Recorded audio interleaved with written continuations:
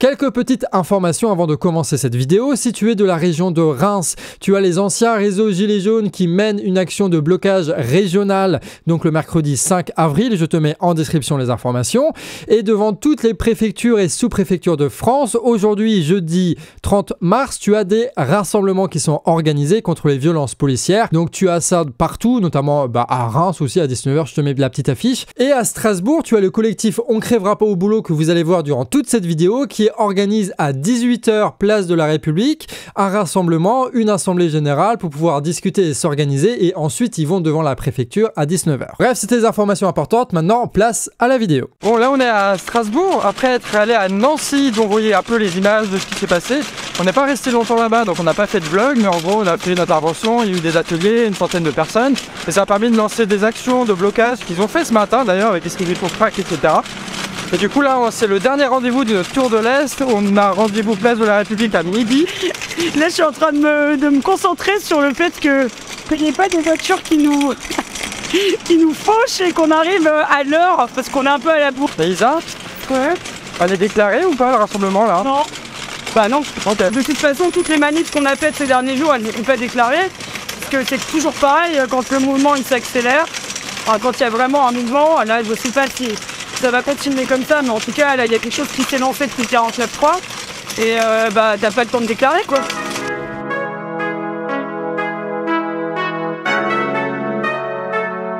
Je pense que j'aurais pas été poussé à rejoindre les manifestations s'il y avait eu un vote, s'il n'y avait pas eu le 49.3, je pense que j'aurais été moins enclin à le faire, mais là au vu de la situation et surtout des discours, enfin les discours ils sont en vrai j'aimerais bien qu'il se passe les mêmes choses qu'en mai 68 en vrai, parce que on voit en mai 68 c'est quoi, c'était 7 semaines de grève, le pays en arrêt total, de l'insurrection, enfin... En fait donc c'est le collectif On crèvera pas au boulot qui a appelé donc aujourd'hui à ce petit rassemblement discussion technique. Voilà, donc à la base on s'est créé à partir d'un tract que vous avez certainement vu en manif. Super. Donc faut le tenir comme les rappeurs comme ça. Ouais voilà. T'as l'électricité qui augmente, tu as les loyers qui augmentent, tu as la guerre qui est là, dont on parlait un petit peu Isa, parce qu'on sait que la guerre elle va continuer, que personne n'est là pour l'arrêter et que si rien ne se passe, ça va se généraliser, d'accord? La Chine, les États-Unis, Taïwan, bidule machin. Et avec l'écologie qui est là derrière, qui dit que de toute façon, quoi qu'on fasse aujourd'hui, dans 5 ans on est dans la merde et dans 30 ans il n'y a plus rien.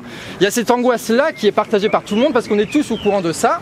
Et c'est ce truc-là qui nous pousse à nous mobiliser. L'intérêt des places publiques, ça va être de pouvoir fixer un rendez-vous où tous ceux qui sentent que quelque chose est en train de se passer, et c'est le cas, puissent aller voir ces gens par curiosité, leur poser des questions. Il va falloir que les gens puissent se rencontrer dans un cadre qui n'est pas un cadre syndical, qui n'est même pas un cadre qui est, je dirais, sali par les médias. Pas un cadre gilet jaune, parce qu'on a tous des avis sur les gilets jaunes, pas un cadre syndical, pas un cadre partisan, un cadre citoyen, un cadre nouveau, d'accord, où les gens vont pouvoir discuter ensemble. Et c'est là où on va pouvoir en fait centraliser toutes les questions d'action et se dire, ok, là on est 20 personnes, on peut faire telle action que j'ai vu passer sur les réseaux sociaux, faisons-la, on la filme, pas ça, et ça part, et ça part, et ça part. Il est temps de mettre tout ce qu'on sait faire en commun et faire des choses chouettes, et ça va faire de belles histoires.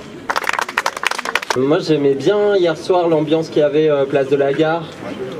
Après si on fait un truc là-bas, faudrait vraiment que ce soit en bonne intelligence avec les cheminots. Mais les connaissants, enfin voilà, en ayant assisté à quelques AG de cheminots, je pense que c'est ce genre de proposition qu'ils attendent. Donc si on vient les voir et qu'on leur dit bon on envisage d'occuper une place, est-ce que la place de la Gare c'est possible? Ça se trouve ce sera hyper bien pris, ils avaient un peu de matos hier soir, peut-être qu'ils pourraient le remobiliser. Enfin, ça me paraît un cadre intéressant.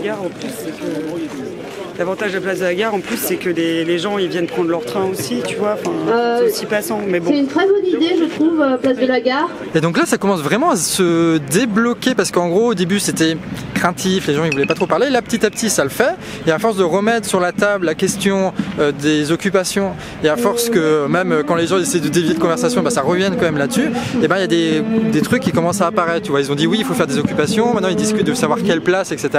Et petit à petit, je sais pas si vous voyez, mais il y a quand même beaucoup plus de gens qu'il y avait au début, c'est-à-dire que les gens ils viennent et puis les gens ils restent, et les gens qui passent ça les intéresse, etc. Donc la théorie de la place publique de on occupe l'espace pour que les gens viennent, rien que cet AG-là confirme que les places et les occupations ça va marcher, tu vois. Ce qui est marrant aussi c'est que en fait là tous les gens sont là parce qu'on en a parlé au Canard, parce qu'ils ont fait un taf de fou avec les tracts, ils en ont parlé dans les médias, etc. Et puis en fait c'est accessible à tout le monde ça. Et nous on en parlera à chaque fois. Si vous voulez occuper une place publique, nous on fait passer l'appel évidemment.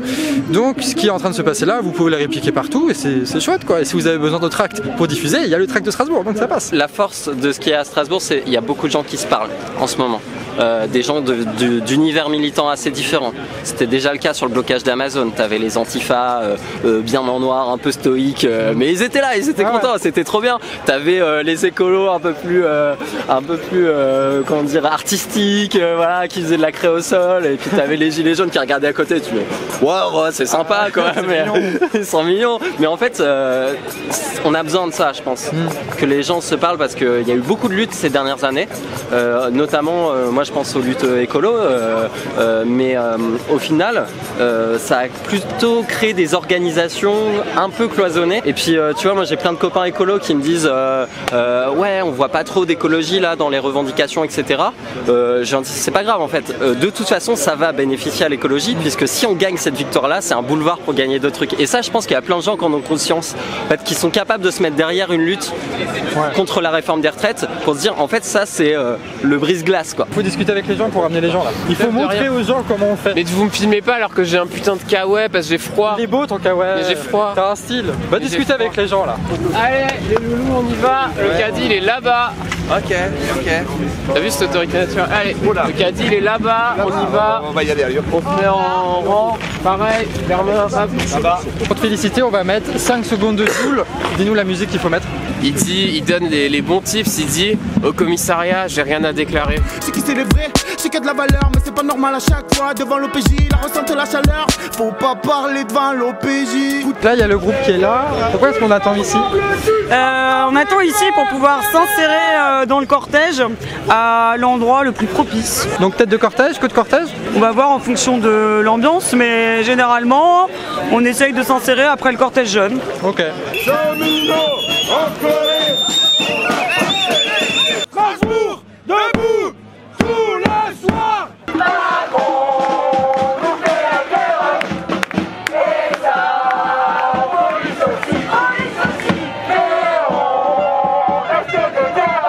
En train de s'infiltrer dans la manifestation. Et là vous commencez à comprendre l'utilité d'avoir des immenses drapeaux jaunes. Comme ça on peut repérer de loin où est le cortège, on ne crèvera pas au boulot. Et la banderole ça permet de montrer où est-ce que ça commence et du coup les gens restent au même endroit. On se battra pour la garder, la retraite à 60 ans. Allez, viens.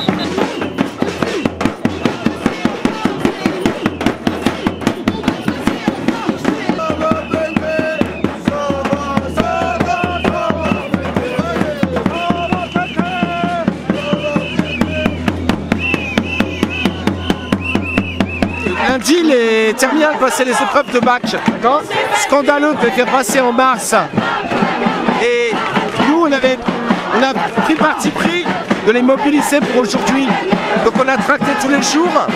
On a fait un tract à nous, genre sujet de bac. On a distribué le sujet sur le trottoir.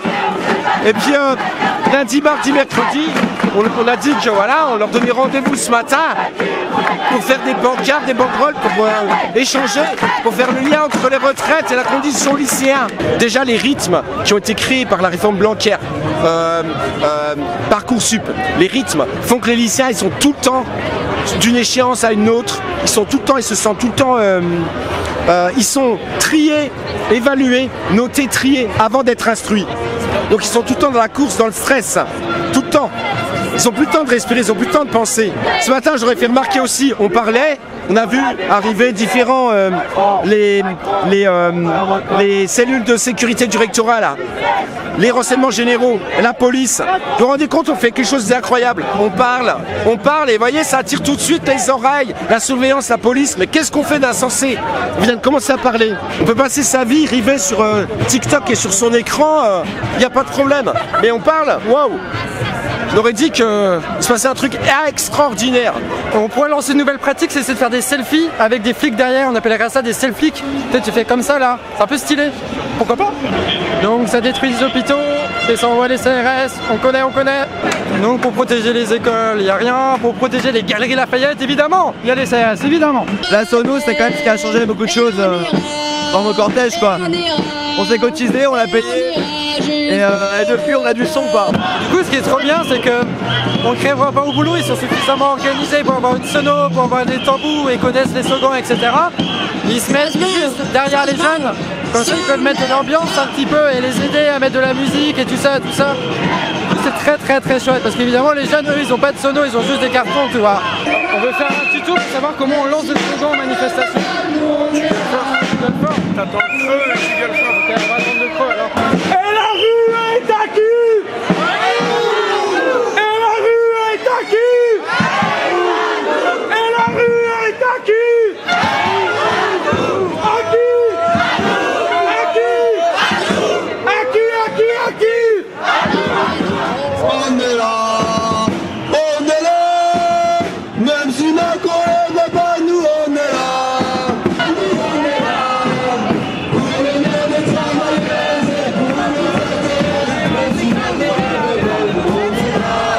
Donc là, il y a Isa qui distribue le fameux trek de Strasbourg, parce qu'on profite de la manifestation qu'il y a plein de gens pour diffuser évidemment.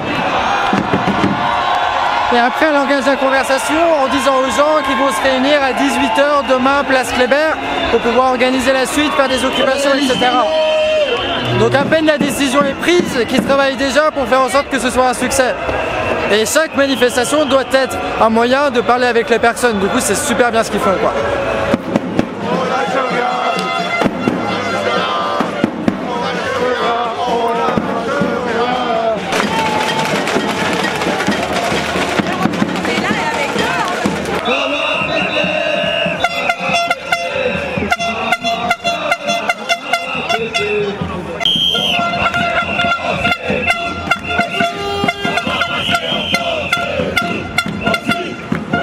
Bon, on m'a raconté l'histoire de comment est-ce que le collectif On Crèvera pas au boulot, on fait une manifestation de plus de 1000 personnes.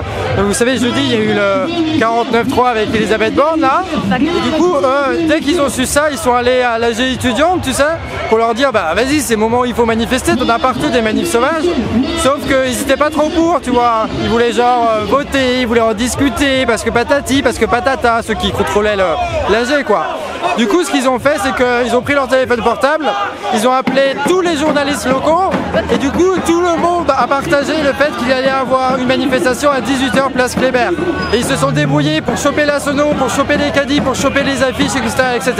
Et en à peine 2 heures, ils avaient fait une mobilisation de plus de 1000 personnes suite au 49.3. Et du coup, la morale de l'histoire, c'est que quand tu arrives à sentir la situation et que tu sens qu'il y a quelque chose d'intéressant qui est en train de se passer et qu'il faut manifester, et il faut y aller, il faut l'initiative, il faut faire des appels. Et en quelques heures, à quelques-uns, on peut réunir des milliers et des milliers de personnes.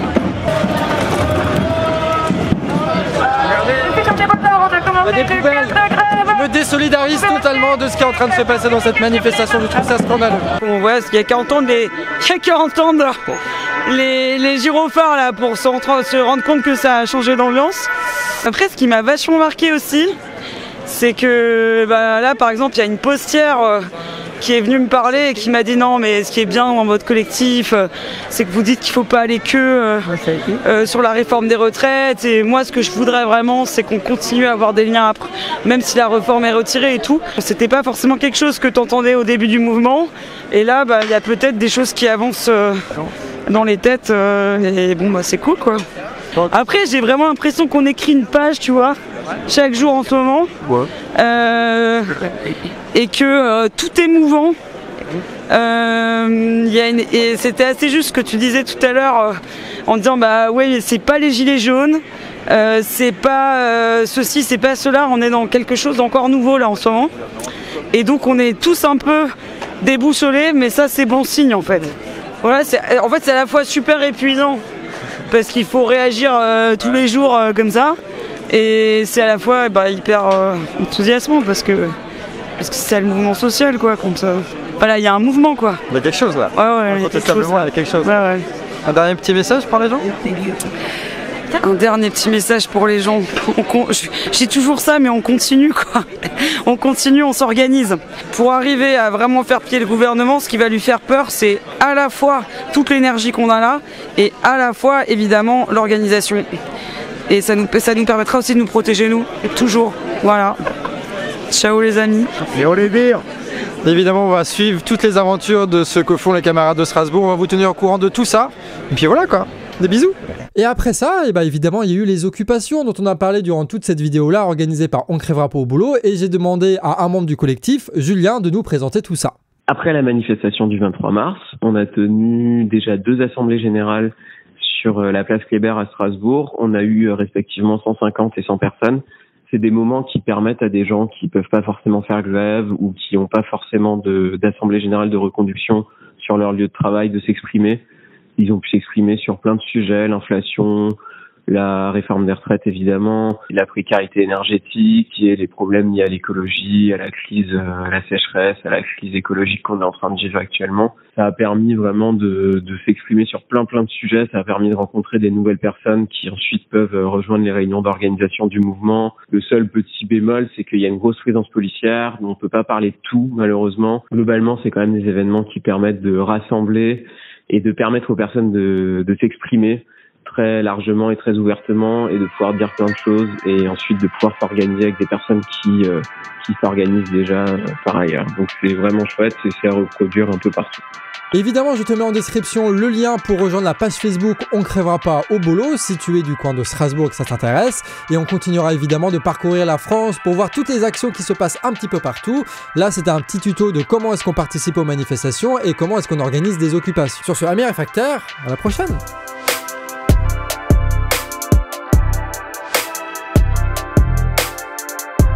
Quack.